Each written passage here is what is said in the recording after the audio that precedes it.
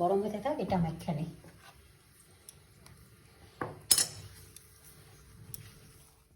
যেরকম এরকম করে লম্বা করে বানায় নিচ্ছি। এখন রিফাইন তেলে ভেজে নেব।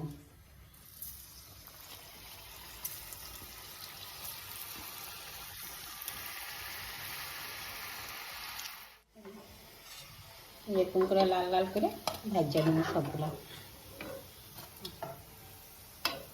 আর এখানেও আছে, এগুলো সব ভেজে নেব। আর এখানে দুধটা বসাই দিচ্ছি, এখানে খেজুর গুড়টা দিয়ে দেবো।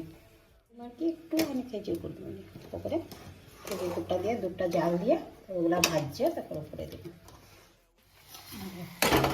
সব দুধের মধ্যে দুধটা গরম আছে, দুধের মধ্যে সব দিয়ে জাল করলে বড় বড় হয়ে গেছে। এখন নামাই দেবো।